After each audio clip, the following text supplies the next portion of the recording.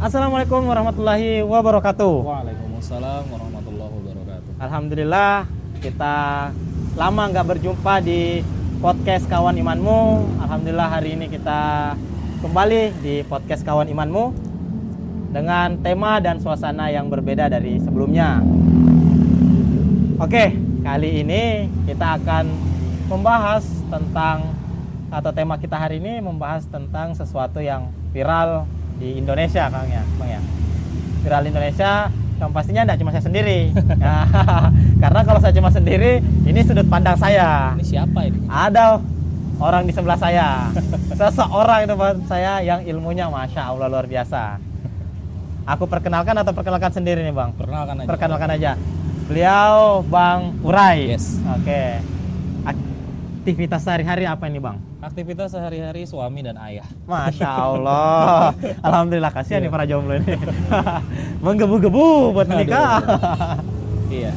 Oke Kang, hari ini kita akan membahas tentang mental health. Mental health. Di mana itu sesuatu penyakit buat generasi Z ya pada umumnya gitu ya. Oke. Beda dengan mungkin orang-orang yang sudah tua mungkin nggak mengalami mental health atau gimana, kurang paham juga nih. Oke. Nah, jadi menurut Bang Uray sendiri, mental health itu sebenarnya dari sudut pandang Islam itu seperti apa ya? Oke, terima kasih. Oke, langsung. Alhamdulillah, asyhadu an la ilaha illallah wa asyhadu anna Muhammadar Rasulullah. Jadi tadi diawali dengan pertanyaan tentang mental health. Mental health atau mental health.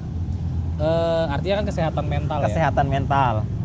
Maka kalau ditanya tentang sudut pandang Islam mengenai perkara itu, saya akan jawab.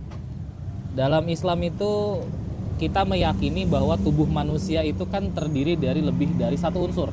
Satu unsur, betul. Ya, ada yang namanya unsur jasmani. Kemudian ada unsur fikri. Dan yang ketiga ada unsur rohani. Ya, rohani. Apa itu? Nah, kalau unsur jasmani ya badan. Oke, ya badan kita. Yang itu perlu nutrisi. Itu punya tingkat atau level kesehatan yang harus dijaga. Dengan makan makanan teratur, dengan makan makanan bergizi, istirahat yang teratur, olahraga yang cukup. Oke. Kemudian ada namanya unsur fikriyah.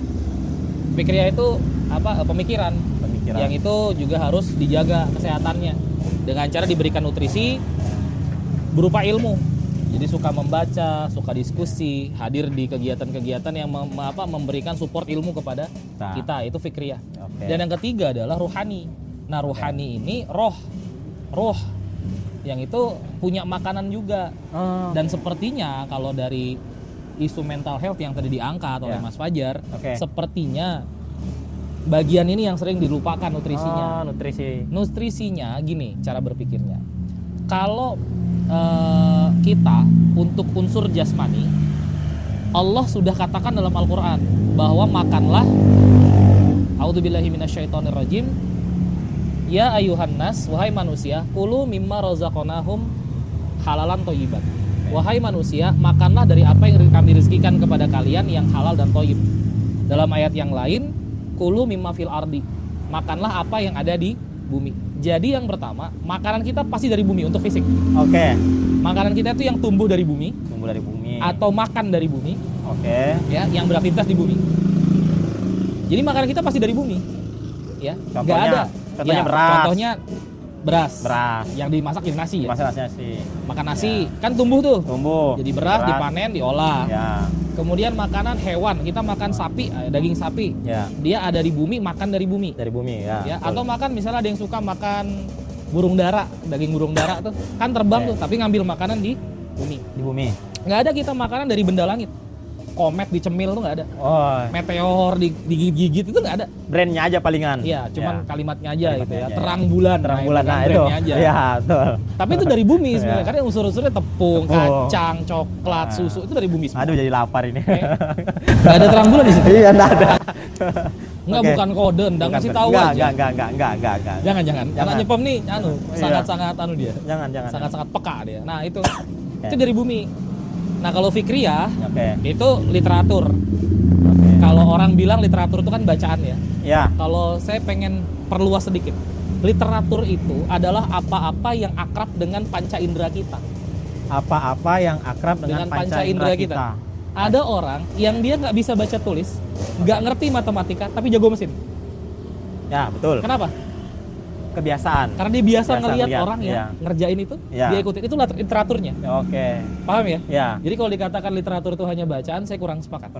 Ya. Oke. Nah, kemudian yang ketiga, ruhiyah. Nah, khusus untuk ini dijelaskan oleh para ulama, ruhiyah itu makanannya, nutrisinya nggak ada di bumi. Nutrisinya nggak ada di bumi. Berarti berbeda dengan jasmani tadi. Oke. Jadi makanannya di mana ini? Nutrisinya dari sisi Allah. Oke, sisi Allah. Baca Quran, zikir, sholat malam, silaturahim. Itu yang menutrisi rohani. Makanya kalau ada yang bilang untuk menjaga mental health harus banyak-banyak healing, rekreasi. Baru juga. Kemarin. Enggak juga menurut saya. Oh, enggak juga. Sekarang logikanya gini. Saya nih lagi stres, berangkat liburan. Ke Maldives misalnya. Amin ya. Maldives. Misal. Berangkat ke Maldives. Pulang-pulang lihat tagihan kartu kredit. 30 juta. Wah. Kira-kira makin stres atau hilang stresnya? Tambah stres. Penghasilan UMR. Kenapa? Nah itu. Kenapa stres? Karena kita salah memahami konsep healingnya. Healingnya nggak ada di bumi. Nggak ada di bumi. Ya. Dalam Islam gimana? Ala bidzikrillahi tatma'innul qulub. Aja dengan zikir mengingat Allah, hati menjadi tenang. Nah, itu dari pertama. Pertanyaan pertama dari Fajar, saya jawab seperti itu. Jadi apalagi media sosial dipenuhi dengan mental health sekarang, dikit-dikit butuh healing. Nah, yang kedua, apakah seorang yang religius itu biasanya kan tadi rohani. Nah, apakah orang yang religius yang baca Quran, tiap hari sholawat, sholat malam, seminggu adalah sekali, tidaknya gitu loh, ya kan? Bisa terbebas enggak dengan penyakit mental health ini? Nah, itu, ya kan? Kalau ditanya apakah orang yang solih, solihah, religius, bisa terbebas dari mental health, jawabannya bisa. Pertanyaannya salah itu. Jadi harusnya pertanyaannya apakah orang yang soleh bisa terkena? Terkena. Sekarang mental illness gitu loh. Kalau terbebas bisa. Bisa. Tapi kalau terkena juga bisa. Kena juga bisa. Karena? Karena apa? Sekarang kita ambil sejarahnya. Oh, ada sejarahnya ternyata. Ada dong. Apa sih efeknya mental health? Mental illness itu efeknya apa? Efek negatifnya apa ya? Banyak beban. Bunuh diri bisa nggak? Bunuh diri bisa nyawa. Kita bicara itu. Banyak di Korea soalnya itu kan. Jepang juga. Ada peristiwa di salah satu perang yang diikuti oleh Nabi SAW. Ketika itu ada seorang pemuda kelihatan sangat berani, tebas sana tebas sini, banting sana tikam sini, luar biasa. Sampai para sahabat ngeliat tuh geleng-geleng.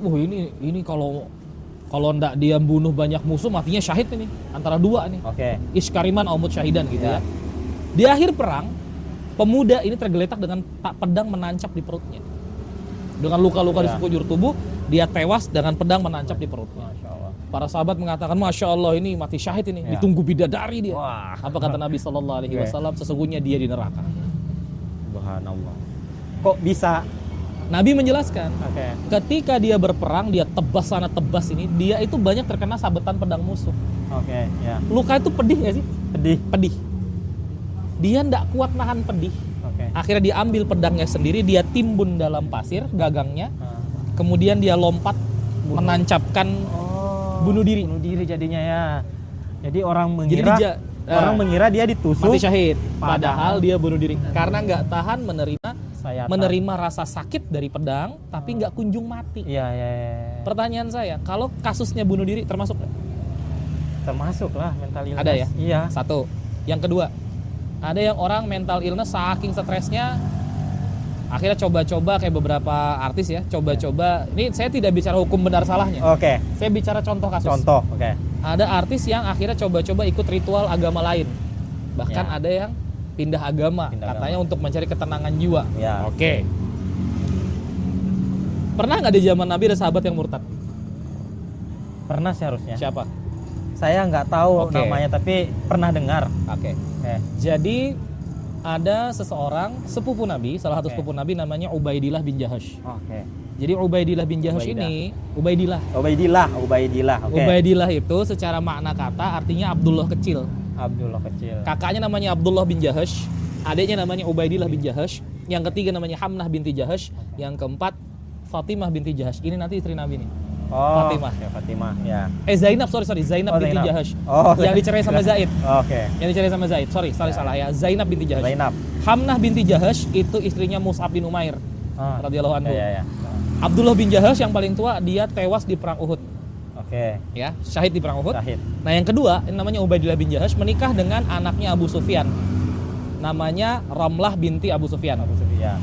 Ketika peristiwa hijrah ke Habasyah, Ubaidillah bin Jahash dan Ramlah binti Abu Sufyan ikut berangkat ke Habasyah.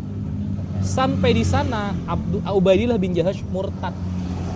Masuk agama ahli kitab, ya. Mati di sana dalam keadaan murtad. Akhirnya Ramlah binti Abu Sufyan pulang dalam kondisi Nabi sudah berhijrah ke Madinah. Oleh Nabi kemudian diperistri, diberi gelar Ummu Habibah. Salah satu istri Nabi namanya Ummu Habibah. Apa artinya itu, Bang? Ibu kesayangan. Ibu kesayangan, oke. Ya. Nah, jadi murtad dia. Pindah agama untuk mencari ketenangan. Ada lagi. Ini sekaligus tentang pergaulan bebas nih. Oh ya. Sekalian karena ini memang lagi ribut masalah nikah beda agama kan? Iya. Jadi di zaman kekhalifahan Umar bin Khattab radhiyallahu anhu, ada seorang pemuda hafiz Quran, ahli ibadah, panglima perang. Oke. Ikut berperang lawan Romawi. Ya, ketika dia menang perang, pedangnya masih basah dengan darah. Orang kalau capek biasanya gini kan? Ngadepnya ke atas kan? Iya. Gitu ya. Dia ngelihat ke atas di jendela kastil, ada seorang perempuan rambutnya pirang, matanya hijau, kulitnya putih. Wah. PDKT lah dia. Oke. Akhirnya si hafiz Quran ini murtad. Demi cinta. Demi cinta yang tak pernah berakhir. Oh. Ya. Lagunya membuatnya murtad. Ya. Nah itu murtad. Jadi kalau ditanya ada nggak kasus seperti ini zaman Nabi? Ada, tadi saya sudah sebutin. Iya, sudah. Yang dipermasalahkan kan cuma satu. Masalahnya apa sih penyebabnya? Bener nggak sih? Betul. Ada nggak di situ pertanyaannya? Belum ada di sini. Nah, penyebabnya apa? Kalau dari cerita-cerita tadi, penyebabnya sederhana. Nggak kuat dengan ujian. Nggak kuat diuji. Yang pertama nggak tahan dengan pedih, bunuh diri. Ya. Yang kedua nggak tahan dengan lingkungan, pindah agama. Yang ketiga nggak mau mendakwahi atau nggak merasa tidak cukup dengan perempuan-perempuan yang ada di Arab, pindah agama. Padahal hafiz Quran. Akhirnya tersisa hafalannya cuma tinggal 2 ayat. Surah Al-Hijr ayat 2 sama 3. Nanti Anda lihat sendiri itu. Cari sendiri. Nah itu. Jadi kasusnya secara umum orang yang kena isu mental illness itu biasanya karena tidak kuat menghadapi cobaan hidup atau tidak siap menghadapi ujian dari Allah. Apakah juga termasuk dia karena kurangnya iman? Pasti dong. Pasti ya. Karena masalah ruhiyah kan tadi. Tapi kan tadi Bang Uray jelasin tentang hafiz Quran. Ya kan? Apalagi tadi itu yang murtad. Bunuh diri. Itu karena udah pergi perang, kurang iman apalagi itu kan. Baik. Nah, Nabi SAW bersabda, al-imanu tasdik biqolbi, dalam hadis lain ma'rifah biqolbi, iqraru bilisani wa amalul bil arkan. Artinya iman itu dibenarkan dengan hati, diucapkan dengan lisan, dan dibenarkan dengan seluruh anggota badan. Dikerjakan dengan seluruh anggota badan. Sekarang pertanyaan saya, yang bisa kita lihat seseorang itu ucapan dan perbuatannya atau kita bisa lihat hatinya? Ucapan perbuatannya, yang bisa kita dengar ucapannya, perbuatannya bisa kita lihat, hatinya nggak bisa kita apa-apakan dong. Oke. Itu pertama ya. Yang kedua, mungkin nggak ada orang yang beramal justru untuk menguatkan hati. Beramal untuk menguatkan hati. Bukan hatinya kuat dulu baru beramal. Ayo. Mungkin nggak ada orang yang beramal mungkin. Contohnya apa? Bersedekah. Betul. Contoh paling gampang sedekah. Benar jawaban saya, alhamdulillah. Ada orang nih getar tangannya. Kenapa bro? Habis sedekah. Wah. Kok getar? 50.000. Wah, ini level 20.000, level 2.000 nih. Makanya begitu 50.000 getar tangannya. Buat makan nanti Kenapa? Malam. Dia belum bisa atau belum terbiasa. Biasa. Tapi kalau yang udah sedekah biasa 50.000, 100.000, 1 juta biasa aja. Pakai kris aja, kering, selesai. Beres. Iya kan? Kenapa? Perlu pembiasaan. Sholat subuh, ada nggak yang 1 rakaat nguapnya 7 kali? Ada? Aduh, nggak enak. Ada kan?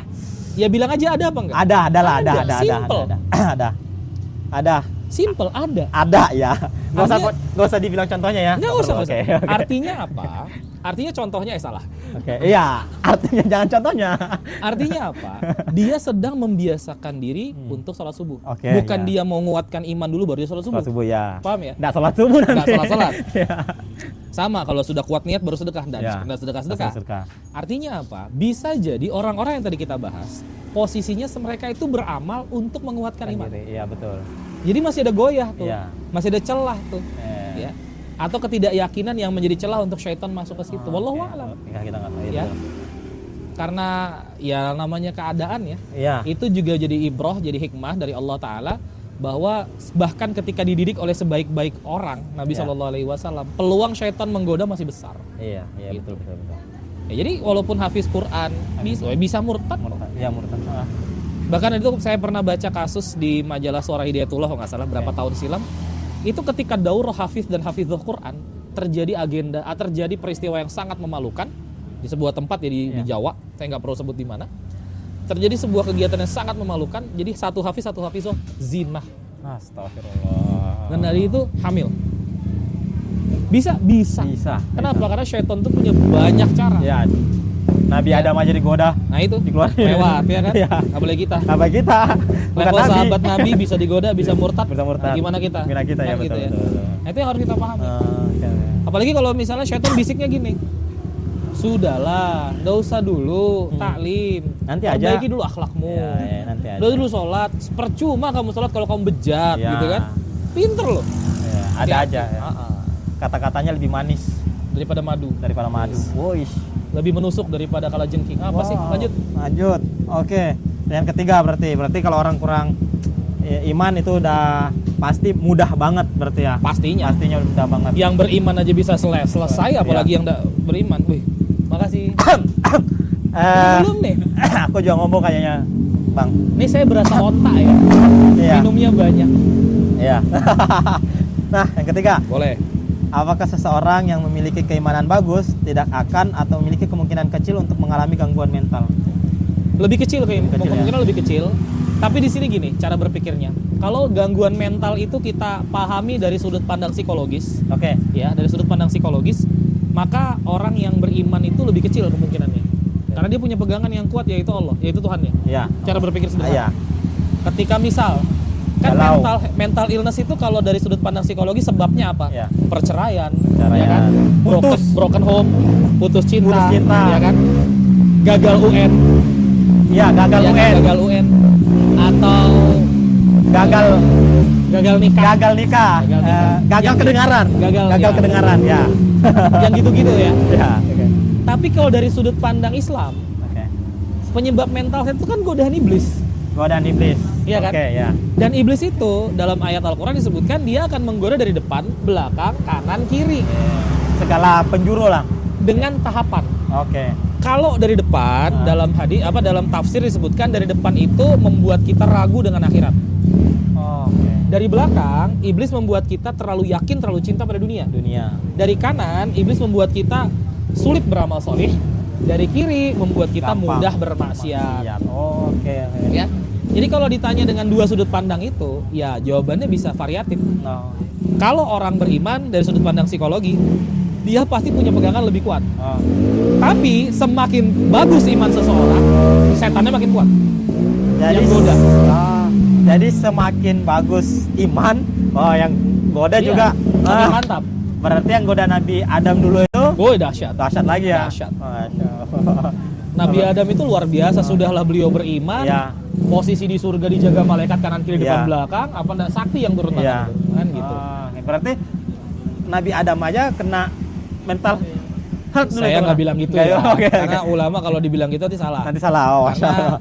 Karena setiap nabi itu kan maksum ya. Oke, Kita yakin Nabi Adam itu yang kita yakini beliau bukan diusir dari surga, ya. beliau diturunkan. Dalam Dalam hadis pelajaran. dalam hadis tentang hari Jumat, Oke. Nabi SAW bersabda, yang lebih kurang terjemahnya, sebaik-baik hari yang terbit matahari pada hari itu adalah hari Jumat.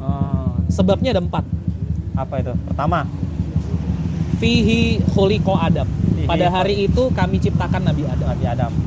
Wa fihi udkhilal jannah. Pada hari itu, pada hari Jumat, kami masukkan Adam ke surga. Wa fihi ukhrijat minha. Dan pada hari Jumat Adam Allah keluarkan dari surga. Dan tidak akan terjadi kiamat kecuali hari Jumat. Oh, jadi di antara 4 sebab hari Jumat adalah hari yang mulia. 3 di antaranya adalah tentang Nabi Adam alaihissalam. Termasuk ketika Nabi Adam dikeluarkan. Kira-kira kalau dikeluarkannya Nabi Adam menjadi sebab hari Jumat menjadi hari yang mulia, kira-kira keluarnya terhormat atau terhina? Ya terhormat dong, kan hari jadi Jumat. bukan diusir. Iya, nah itu poinnya. Betul. Wallahu a'lam bishawab. Oh, Masya Allah. Tapi masih ada yang memahami gitu ya, Nabi Adam diusir ya? Iya. Diusir. Kan diusir. Ya, Iya, gara-gara apa makan buah-buahannya kan. Nah, diusir. Oke, lanjut. Oke. Kalau orang kurang iman, berarti kan butuh suplemen atau nutrisi keimanan. Nah, tentang kajian-kajian kemungkinan kecil untuk mengalami gangguan mental ada nggak?